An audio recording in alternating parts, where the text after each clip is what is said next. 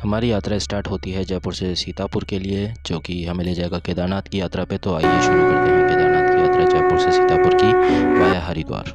Train से यात्रा करने के लिए आपको 2300 रुपये करीब टिकट पड़ेगा थर्ड एसी का। हमने स्टार्ट करी थी 24 अप्रैल को और मैं और विकास भाई जाते हैं वाया ट्रेन। हमें मिलती है upper berth and lower berth, जिस पे से कुछ पे है कुछ आंटियाँ आके कब्जा कर लेती हैं और बाय चांस हमें कोई सी भी एक सीट लेनी पड़ती है। विकास भाई ने भी कब्जा कर लिया ऊपर अपर बर्थ पे बैग्स के साथ में। तो इस तरह से कुछ यात्रा का स्टार्टिंग। ट्रेन से उतर के हम लोग पहुँचते हैं हरिद्वार स्टेशन और वहाँ से हम लोग ये नंबर की बस करके आगे निकल पड़ते हैं हमारी यात्रा को कंटिन्यू करते हुए। इस बस में हमारे को 2 सीटें मिलती हैं हरिद्वार के व्यू लेते हुए। ऋषिकेश के रास्ते हम लोग जा रहे हैं। रास्ते में हमें कुछ इस तरह की पहाड़ियाँ, नदी, झरने, रास्ते में हमें अच्छे अच्छे व्यूज़ दिखाई देते हैं। तपोवन से गुजरते हुए शिवपुरी को जाते हुए हम लोग रास्ते में ये नदी हमारी गंगा माता को प्रणाम करते हुए हम लोग आगे बढ़ते हैं। और जिस तरह से हम लोग आगे बढ़ते जाते हैं उसी तरह से और गर्मी भी बढ़ती जाती है। यहाँ पे 24 अप्रैल को यहाँ पे बहुत ज़्यादा गर्मी थी। 25 अप्रैल को मैं कहूँगा, 25 अप्रैल को हम लोग यहाँ पहुँचे थे और मगर व्यू काफ़ी शानदार थे यहाँ पे। और रास्ते का जो आनंद हम लोग लेते हुए पहुँचे वो बहुत ही अच्छा था। रास्ते में एक जगह रुक के हमने यहाँ पे मैगी भी खाई और ये मैगी वाले अंकल ने तो बहुत ही स्पाइसी मैगी बना दी थी हमारी। मैगी खा के आगे बढ़े ही थे कि हमें प्रयाग के दर्शन हो गए। अलकनंदा और भागीरथी जी की जय हो भगवान देव जी। प्रयाग से निकलने के बाद हमें सीतापुर पहुंचने में 2 से 3 घंटे और लगे और पहुंच के ही हमें शाम को 4 बज गए थे और 4 बजे हमने जाके ये व्यू देखा। ही यहाँ पे हमें को बस बाहर उतार देती है और ये हमारे होटल का एक दृश्य है। होटल से हमारे पास ही था गौरी कुंड, तो वहाँ से हमें सुबह पैदल यात्रा स्टार्ट करनी थी। सुबह 4:30 बजे बस ने हमें बिल्कुल होटल के बाहर ही उतारा था। यहाँ पे आपको पूरे मार्केट मिल जाएगा, जहाँ पे आपको खूब सारे रहने के लिए रेस्टोरेंट मिल जाएंगे, जो कि 1000 से 2000 रुपये पर बेड पे आपको रूम देते हैं। और खाने की बहुत अच्छी व्यवस्था है। आपको बहुत गरम गरम खाना बहुत कम किफ़ायती रेट पे आपको अच्छे पैसों में अवेलेबल हो जाता है यहाँ से।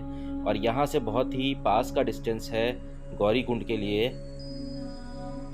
और ये हमारे होटल का कुछ अंदर का दृश्य है। इस रोड से हम लोग नीचे आए यहाँ पे और ये होटल है, हमारा रूम है यहाँ पे। इस रूम के अंदर हमारे को दो बेड मिले थे अलग अलग सेपरेट, और ये बाथरूम है। सब कुछ क्लीन था, अच्छे से अवेलेबल था। सुबह गर्म पानी अवेलेबल था। विकास भाई तो खाना खा के आ गए हैं हम लोग, अब सोने की तैयारी है। और ये रात का बाहर का दृश्य आपको दिखा दूं मैं एक बार हमारी बालकनी से। काफ़ी मनमोहक था। और सुबह हम लोग निकल चुके थे 4:30 बजे उठ के, नहा धो के तैयार होके। ये रास्ते में आपको दिख ही रहा होगा ट्रैफिक, कितना ज़्यादा ट्रैफिक था। सुबह 4:30 बजे की पूरी लाइन लगी हुई थी रास्ते में। आगे पहुंच के हमें लॉकर रूम मिला, लेकिन हमने सोचा कि क्या पता हम लोग यहाँ पे बैग अपने अगर रख दें तो थोड़ा सही रहेगा। लेकिन फिर हमने देखा यहाँ पे अगर बैग रखते हैं और अगर हम लोग लेट हो गए तो फिर हमें बैग का मिल पाएगा या नहीं मिल पाएगा, क्योंकि यहाँ पे टाइमिंग थे कुछ स्पेशल। प्लस यहाँ पे बेड्स वगैरह भी अवेलेबल थे। लॉकर रूम की लिस्ट मैं आपको दिखा चुका हूँ। यहाँ पे इस लॉकर रूम में आप अपने पैसे जमा कराइए, बैग रख दीजिए और ताला लगा सकते हैं। ये बिल्कुल रास्ते के बीच में ही पड़ेगा, गौरी कुंड जाते हुए रास्ते के बीच में। और हम आगे बढ़ते हैं यहाँ से। हाथ पैर का मोजा, टोपे, दस्ताने, रेनकोट। आप लोग सुन पा रहे हैं, यहाँ पे आप लोग रेनकोट वगैरह और हाथ पैर के दस्ताने वगैरह यहाँ से ले सकते हैं। लाठी भी ले सकते हैं। कुछ मिनिमल चार्जेस हैं 50-100 रुपये। और फिर आगे बढ़ते हुए हमने देखा यहाँ पे बहुत लंबी लाइन लगी हुई थी। जीप यहाँ पे शेयरिंग करनी पड़ती है आपको, 50-50 रुपये हैं उसके चार्जेस। और यहाँ इस पॉइंट से आपको लाइन में लगना पड़ता है और वहाँ सामने आपको टिकट विंडो पे टिकट लेकर आगे जीप आपको अवेलेबल होती है, जो कि आपको गौरी कुंड तक पहुंचाती है, जो कि यहाँ से 10 किलोमीटर है। हम लोग इस लाइन में लगे थे, लेकिन फिर हमने सोचा इतनी लंबी लाइन में लग के टाइम वेस्ट करने से क्या फ़ायदा, इसलिए हम लोग आगे बढ़ते गए। और आगे बढ़ते बढ़ते हमें लगा कि हम लोग ने सही डिसीज़न लिया, क्योंकि इस लाइन में लग के हम लोग यहाँ तक तो पहुँचने में हमें 2 से 3 घंटे लग जाते हैं इस पॉइंट तक तो पहुँचने में। यहाँ तक पहुँच के फिर हम लोग यहाँ आगे आए। यहाँ से आपको कैब पकड़नी पड़ती है। यहाँ से आगे आपको रास्ता मिलता है ये। यहाँ से आपको कैब आगे इस पुल से लेकर आएगी और यहाँ से फिर आगे लेकर जाएगी गौरी कुंड तक। लेकिन हम लोगों ने यहाँ से शॉर्टकट रास्ता लिया, जहाँ से आदमी और घोड़े खच्चर सभी पैदल चढ़ रहे थे। धीरे धीरे सुबह होने लगी और आगे हम लोग बढ़ने लगे धीरे धीरे पैदल, अपना सामान अपने कंधों पे लिए, मजबूत कंधों पे लिए। जैसे जैसे आप लोग आगे बढ़ते जाते हैं उसी तरह से फिर ये कैब्स भी स्टार्ट हो जाती हैं। ये देखिए इस तरह से शेयरिंग कैब्स चलती हैं। आगे चल के हमें हमारे अलकनंदा जी के दर्शन हुए, जो कि पहाड़ों से गिरती हुई आ रही थी, कल करते हुए आवाज़ करते हुए। और ये देखिए इस तरह से जाम लग जाता है फिर ये आगे जाके इन गाड़ियों का। जाम को तोड़ के हम लोग आगे पहुँचे और आगे पहुँच के हमने एक जगह पे रुक के ब्रेकफास्ट किया, क्योंकि हमने सुबह ब्रेकफास्ट नहीं किया था। तो हम लोग रुक के यहाँ पे चाय नाश्ता और मैगी ली हम लोगों ने। चाय नाश्ता मैगी करके हम लोग जैसे ही आगे बढ़े है केदारनाथ का स्टार्टिंग पॉइंट, जहाँ पे आपको मेडिकल फैसिलिटी अवेलेबल हो जाती है, काफ़ी सारी शॉप्स है और उसके अलावा यहाँ पे काफ़ी ज़्यादा भीड़ थी। इस भीड़ को चीरते हुए हम लोग आगे निकले और आगे निकल के हम लोग गौरी कुंड के दर्शन करे हम लोगों ने। ये गौरी माता का मंदिर है। यहाँ पे आपको पूरी केदारनाथ जी की डिस्टेंस कितना है, कितना एल्टीट्यूड है, कितना है आल्टीट्यूड है, ये सब यहाँ पे आपको दिख जाएगा। और उसके अलावा कहते हैं कि गौरी कुंड के दर्शन करके जाना बहुत ज़रूरी है। सो आप सभी से निवेदन है कि जाते वक्त गौरी कुंड के दर्शन ज़रूर करके जाएं, अन्यथा आपकी यात्रा सफल नहीं होगी, ऐसा कहा जाता है। जय माता दी। जय माँ बोले। उसके बाद आगे बढ़ते हैं हम लोग। आगे बढ़ते हैं तब भी यहाँ पे बहुत स्टार्टिंग पॉइंट बहुत छोटा है। यहाँ से आगे बढ़ने आपको जंगल चट्टी जाना पड़ेगा। सबसे पहले जंगल चट्टी पहला पॉइंट है। जंगल चट्टी से आगे बढ़ते हैं और फिर यहाँ से आपको इस तरह से ये टीन शेड आपको बीच बीच में मिलेंगे, जहाँ पे आपको रुक सकते हैं अगर बारिश हो रही है, बर्फ़ गिर रही है, कुछ भी। और बीच बीच में आप देख रहे हैं कितने ज़्यादा खच्चर हैं, कितनी ज़्यादा भीड़ है। कुछ इस तरह के मनमोहक दृश्य भी आपको बीच बीच में दिखाई देंगे।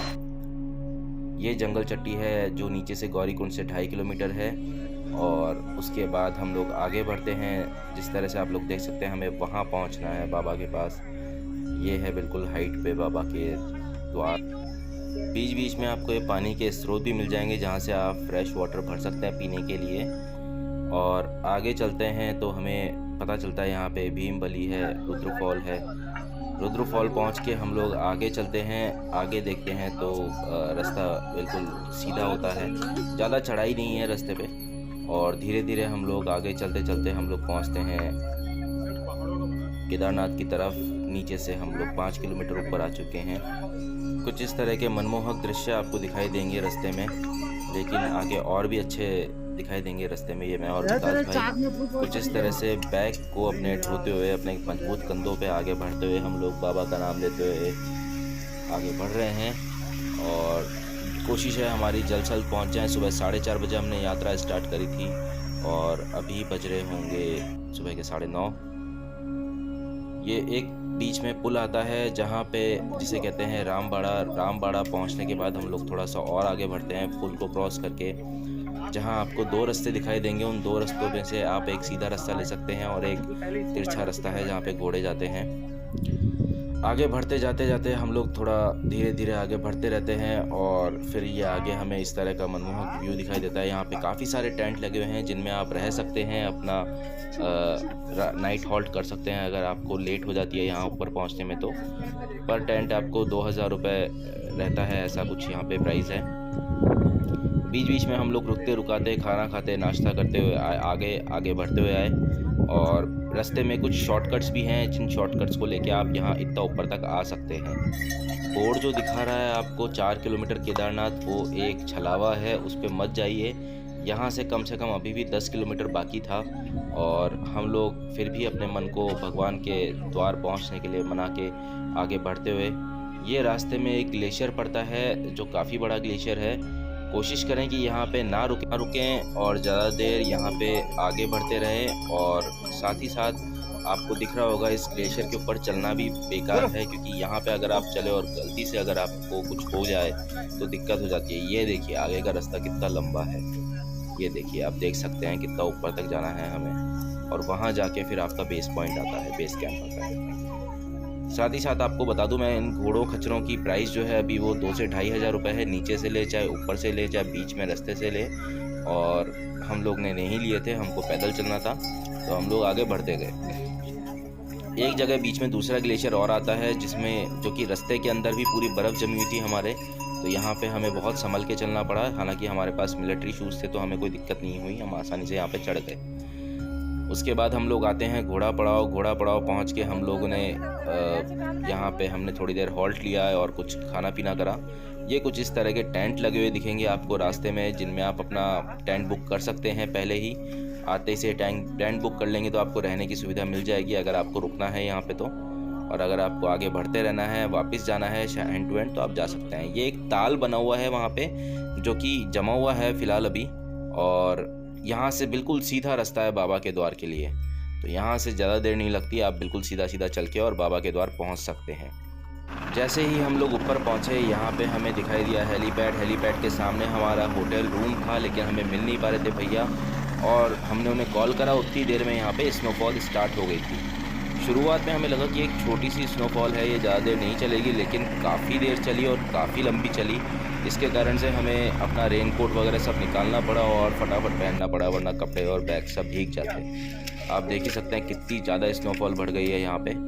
आगे हम लोग यहाँ से फिर अपने कपड़े और रेनकोट वगैरह पहन के उन भैया को कांटेक्ट करके और अपने बैग्स वगैरह को टाक के अपने होटल नहीं कहूँगा, बंकर बेड की तरफ चल दिए। ये हमारे बंकर बेड हमने जो लिए थे वहाँ पे, हमें ऑनलाइन में बहुत महंगे पड़े थे, 1700 रुपये के पड़े थे पर पर्सन, लेकिन ये ऑफलाइन अगर आप वहाँ जाके कराते हैं तो 1000 रुपये के अंदर पड़ जाते हैं, मात्र 1000 रुपये में। अभी आप देखिएगा किस तरह के बंकर बेड हैं।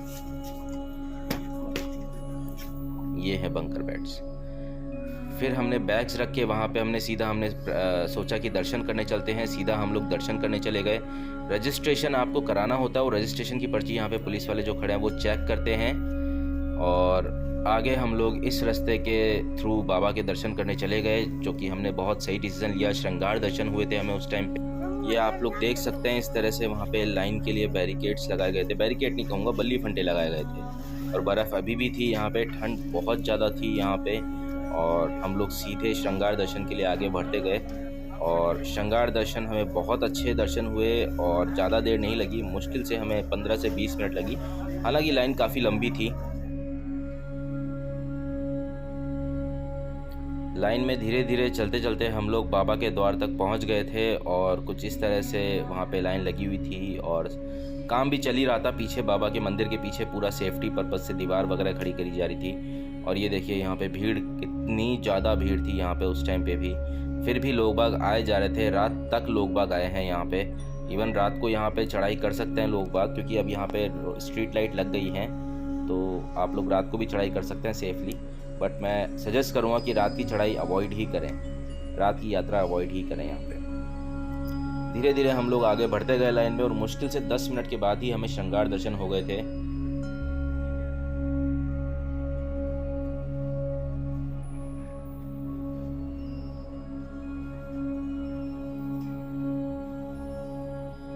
श्रृंगार दर्शन हो जाने के बाद हम लोग इस ब्रिज से ऊपर भैरव बाबा के दर्शन भी करने साथ ही साथ निकल पड़े।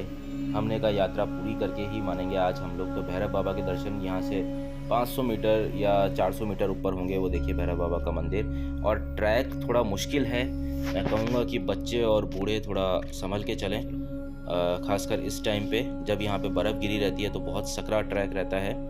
और कुछ जगहों पे तो ट्रैक पे भी बर्फ़ गिरी रहती है, मतलब आपको बर्फ़ के ऊपर से ही चल के जाना पड़ेगा। ये देखिए ज़्यादा आगे नहीं है, थोड़ा ही ऊपर है, लेकिन यहाँ से आप व्यू देखिए पूरा नीचे का, और बहुत शानदार व्यू है। ये हम लोग पहुँच गए हैं भैरवनाथ जी के दर्शन और आरती के दर्शन करने को मिले हमें। हम बहुत ही सौभाग्यशाली हैं। जय बाबा भैरवनाथ की।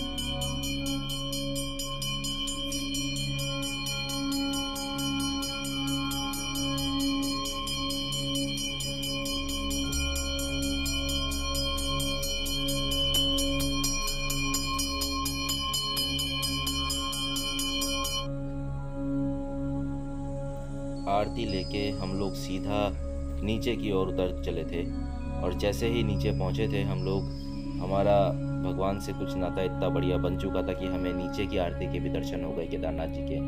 तो हम लोग जैसे ही नीचे पहुंचे हमने केदारनाथ जी की भी आरती के दर्शन कर लिए। और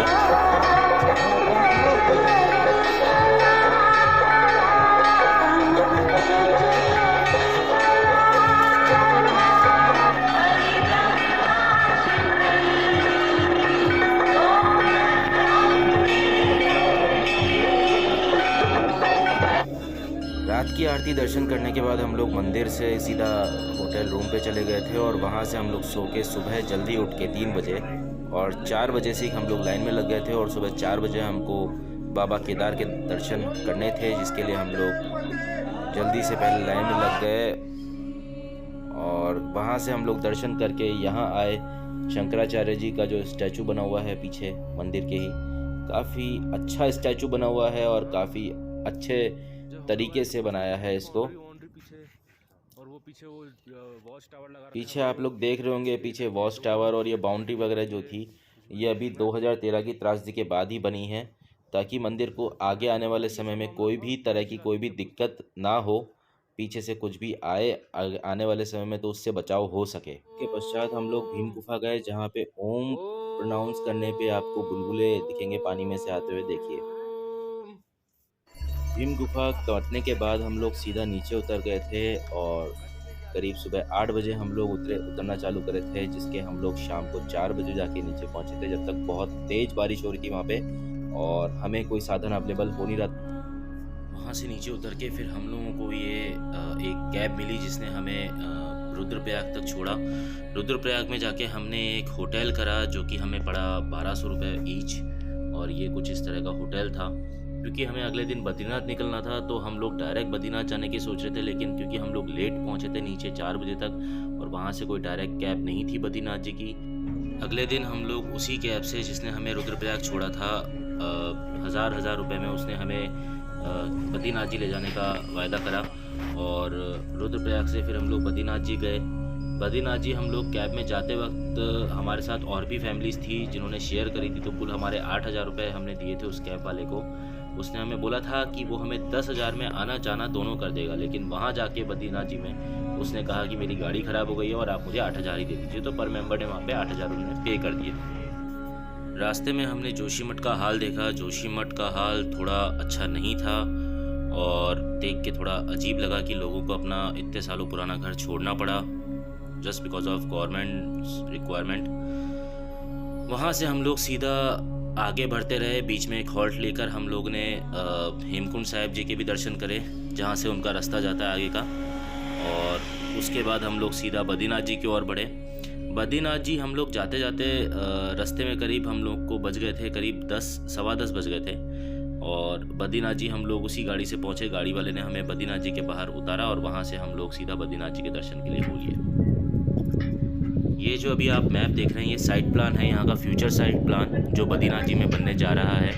धीरे धीरे ये पूरा हो रहा है। यहाँ बीच में 2 ताल बनेंगे, एक मेडिटेशन बहुत बड़ा सेंटर बनेगा, उसके अलावा काफ़ी सारी शॉप्स बनेंगी, होटल्स बनेंगे जो कि पूरी प्लानिंग से बनेंगे, जो कि पूरी यात्रा में यात्रियों को बहुत सारी सुविधाएं प्रदान करने के लिए तौर पे बने जा रहे हैं। क्योंकि बद्रीनाथ जी केदारनाथ जी से भी ज़्यादा हाइट पे है। ये देखिए एक तरह का ताल ये है और दूसरा ताल उधर दूसरी तरफ आगे बनेगा। थोड़ी देर यहाँ रुक के इन दृश्यों का आनंद लेके और हम लोग सीधा आगे गए। आगे जाके हमने सीधा बद्रीनाथ जी के दर्शन करने सीधे पहुँच गए थे हम लोग। जैसा कि आप लोग देख सकते हैं सामने बद्रीनाथ जी का मंदिर है। जय बाबा केदार की। दर्शन करने के लिए हमें ज़्यादा देर नहीं लगी। लोग बाग हालांकि यहाँ पे सुबह लाइन में लगे हुए थे सुबह से, लेकिन हम लोग पे बाबा की मेहरबानी थी जो हम लोग वहाँ पहुँचे और उसके बाद 10-15 मिनट में ही हमें दर्शन हो गए। हालांकि मैं आपको बता दूँ यहाँ पे 12:30 बजे दर्शन बंद हो जाते हैं भोग के लिए, और भोग प्रसादी के लिए 12:30 से 2 बजे तक दर्शन बंद रहते हैं। तो जो भी श्रद्धालु आएँ वो 12 बजे पहले ही दर्शन कर लें। और देख सकते हैं जिस तरह से यहाँ पे भीड़, आप कितना ज़्यादा यहाँ पे लाइन का मिसमैनेजमेंट है। जैसे केदारनाथ जी में पूरा एक लाइन लगा रखा था, यहाँ पे लाइन की कोई व्यवस्था नहीं थी। मंदिर में घुसने के बाद आप किधर भी कोई भी कैसे भी जा सकता था। विकास भाई और मेरे दर्शन हालांकि 10 मिनट के अंदर ही हो गए थे और दर्शन करके हम लोग बहुत आनंदित थे क्योंकि हमारे दर्शन टाइम पे हो गए थे। उसके बाद दर्शन बंद हो गए थे। ये देखिए कितनी ज़्यादा भीड़ लग रही है हमारे दर्शनों के बाद, जिनको अंदर नहीं जाने दिया जा रहा है। दर्शन करके आके हम लोगों ने फिर यहाँ पे होटल ढूंढा क्योंकि हमें बैग्स रखने थे और अगले दिन निकलना था हमें हरिद्वार के लिए, क्योंकि सुबह 6 बजे तक ही बसें चलती हैं हमें पता चला। तो हम लोगों ने वहाँ पे होटल करा, बैग रखे।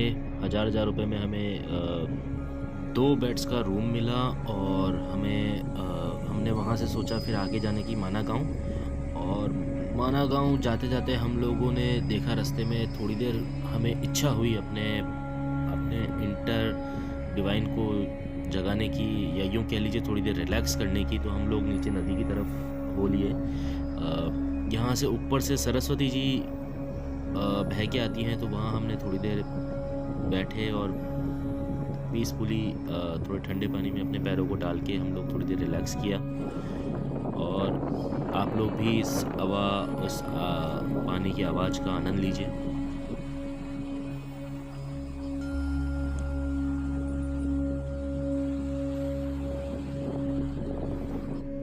बद्रीनाथ जी में आपको माना गांव तक जाने के लिए 100 रुपये में रिटर्न के लिए कैब्स मिलती हैं, शेयरिंग कैब्स होती हैं, वो आप कर सकते हैं। हम लोग पैदल ही गए थे यहाँ तक भी। ये करीब होगा 4 से 5 किलोमीटर आई गेस बद्रीनाथ जी से। यहाँ से आगे हम लोग चल दिए थे माना गांव की तरफ, और ये रास्ता जाता है पैदल ट्रैक है पूरा करीब 10 से 15 किलोमीटर का, जिसके रास्ते के बीच में आपको कुछ लोकलाइट्स मिल जाएंगे ये स्वेटर वगैरह सेल आउट करते हुए। एंड काफ़ी अच्छी क्वालिटी के और काफ़ी चीप हैं। जिस हिसाब की इनकी क्वालिटी है उस हिसाब से तो बहुत अच्छे से ही ये लोग सेल आउट कर रहे हैं, बहुत अच्छी क्वालिटी में दे रहे हैं आपको। माना गांव जो है समुद्र तल से करीब 10,500 फीट की ऊंचाई पर है, और यहाँ पे आपको थोड़ा सा सांस लेने में थोड़ी प्रॉब्लम हो सकती है, तो पानी अपने साथ कैरी करें। एंड ऑब्वियसली माना गांव सबको पता है, भारत की आखिरी चाय की दुकान कह लीजिए या पहली चाय की दुकान कह लीजिए।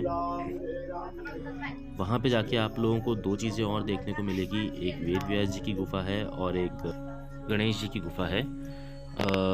माना गांव में आपको भीम पुल भी देखने को मिलेगा और सरस्वती जी का उद्गम भी देखने को मिलेगा। यहाँ पे बेसिकली जो हमने यहाँ के पंडित जी से जो सुना था, उन्होंने बताया कि गणेश जी और वेद व्यास जी महाभारत लिखने का प्रयास कर रहे थे, और उस बीच सरस्वती जी ने आके थोड़ा सा उनको डिस्टर्ब करा था, जिस वजह से उनको श्राप दिया गया था कि वो यहाँ से आगे लुप्त हो जाएंगी। लेकिन हमको ऐसा लगा कि ये लुप्त नहीं हुई है, वहाँ से हमको दिख रहा था कि वो कहाँ जा रही हैं। तो आई डोंट नो, अलग अलग तरह की कहानियाँ हैं इसके बारे में भी। ये वेद व्यास जी की गुफा है जो कि सबसे टॉप पे है, सबसे लास्ट में है, और यहाँ पे आपको काफ़ी कुछ पंडित जी से जानने को मिलेगा। ये भारत की आखिरी चाय की दुकान कह लो यहाँ से, या पहली चाय की दुकान कह लो अगर हम तिब्बत की तरफ से आते हैं, क्योंकि यहाँ से 68 किलोमीटर्स आगे बॉर्डर, जैसा कि हमें बताया गया था लोकलाइट्स के थ्रू, 68 किलोमीटर बॉर्डर है यहाँ से।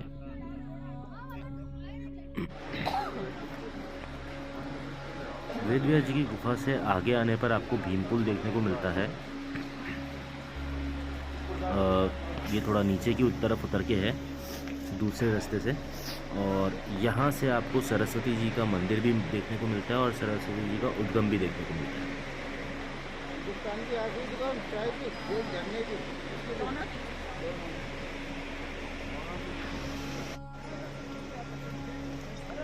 यहाँ पे मैंने थोड़ा फोकस करने की कोशिश करी है। एक तरफ नदी जा रही है पहाड़ के अंदर, और एक तरफ इधर पीछे की तरफ जो कि नीचे की तरफ से होके और बाहर नदी के रूप में निकल रही है।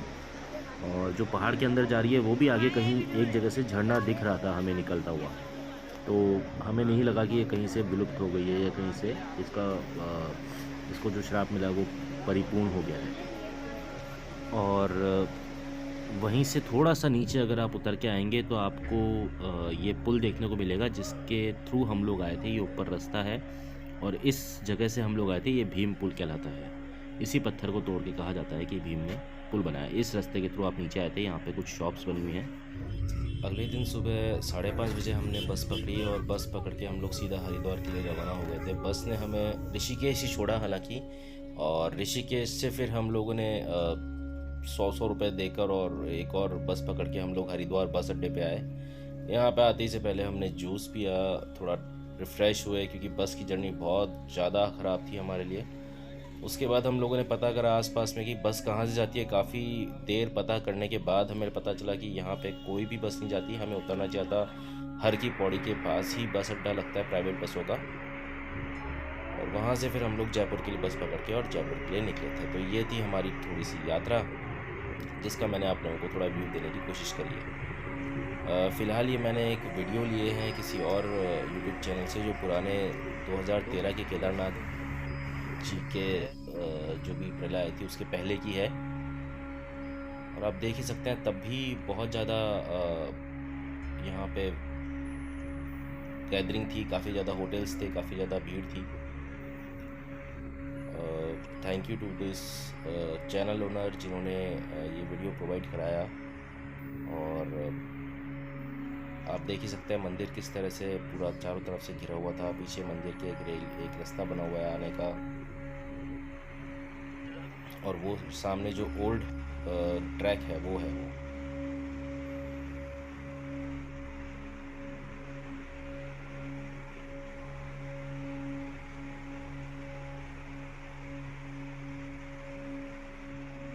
ये आप देख सकते हैं इस तरह से कुछ रास्ते थे पहले के, क्योंकि अभी क्या आपने मेरे पहले वाले वीडियो में देख ही चुके होंगे किस तरह से चेंजेस हो चुके हैं।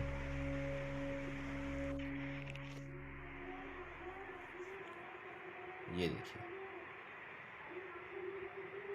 सो गाइज़, ओवरऑल मेरे इस ट्रिप के अंदर मैं आपको बता दूं मेरा खर्चा आया है करीब 12,500 रुपये का।